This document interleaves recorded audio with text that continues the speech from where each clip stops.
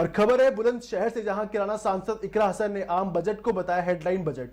सपा सांसद ने कहा सरकार को गन्ना समर्थन मूल्य 400 पार के नारे की तरह 400 रुपए कर देना चाहिए। उपचुनाव में मिली हार को सपा सांसद ने बताया जनता का जनादेश।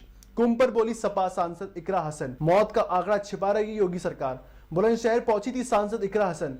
पत्रकारों से बातचीत के दौरान बजट पर दी प्रतिक्रिया। देखिए प्रदीप पंडित की एक खास खबर।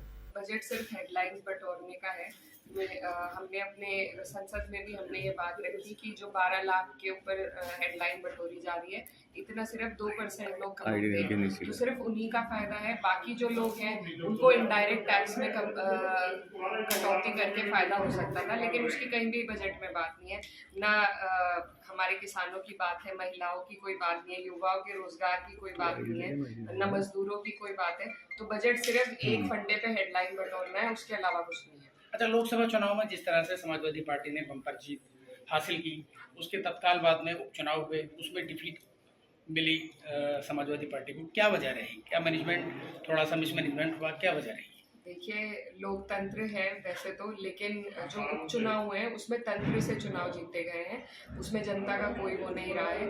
कई ऐसी सीटें हैं हमारी जहां पर भाजपा नहीं जीत सकती थी, किसी भी वजह से कभी भी नहीं जीत सकती, लेकिन वहां पर भी वो चुनाव जीते हैं। तो जिस तरीके से लोकतंत्र की धज्जियां उड़ाई जा रही है वो सबके सामने है। इलेक्शन कमीशन जिस तरीके से अनदेखी कर रहा है वो भी सबके सामने है। तो ये जो बाई इलेक्शन है ये सरकार के होते हैं और उन्हीं के दबाव में प्रशासन ने, सभी लोगों ने मिलकर उनकी झोली में ये 9 सीट डाल दी है, जो कभी से कभी भी उन्हें नहीं मिल सकती। अच्छा, वेस्ट यूपी गन्ना बेल्ट कही जाती है और इस बार जो दाम है, समर्थन मूल्य है, उसको नहीं बढ़ाया गया है।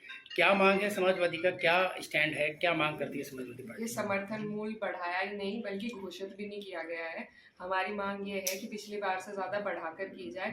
कई चुनाव में कई जगहों पर ये भी वादे किए गए कि 400 पार सीटें होंगी तो 400 पार ही गन्ने का दाम होगा।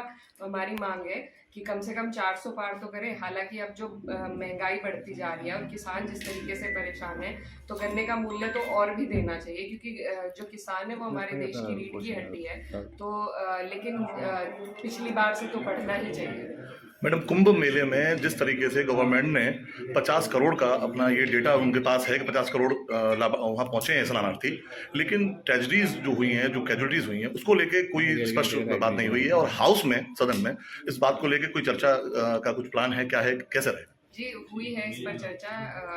जब प्रेसिडेंट का अभिभाषण था उस पर भी अध्यक्ष जी, राष्ट्रीय अध्यक्ष अखिलेश यादव जी ने कुंभ पर ही बात करी। बजट में भी उन्होंने सबसे पहले कुंभ का मुद्दा उठाया था, लेकिन सरकार इन चीज़ों पर चर्चा नहीं करना चाहती, सिर्फ बातों को टालना चाहती है। जो वहाँ पर जिस तरीके से वीडियो हमने देखी है और जिस तरीके से जो बुलडोजर से लाशों को उठाया गया है, तो जो मरने वालों की संख्या है वो बहुत ज़्यादा है, लेकिन अभी तक वो डिजिट सरकार नहीं दे पाई है। ना ही जो लोग वहाँ पर आपस में बिछड़ गए हैं उनको भी ना तो ढूंढ पाई है, ना वो अपने परिजनों से मिल पाए हैं। तो जो व्यवस्था वहाँ पर बिगड़ी है, जिस तरीके से प्रचार किया गया था और जितना खर्चा प्रचार पर और वीआईपी मंडल में किया गया है, उतना ही अगर आम जन की व्यवस्था के लिए किया जाता तो आज ये दिन ना देखना पड़ता। लापता लोगों के लिए समाजवादी पार्टी क्या प्लान लेकर चल रही है? जमीनी स्तर पे क्या इसमें आगे करना? जमीनी स्तर पे देखिए, हम भी कई लोगों से मिले हैं, बातें हुई हैं। जो वहाँ पर हमारा शहरी संगठन है, वहाँ इलाहाबाद में जो हमारी पार्टी के लोग हैं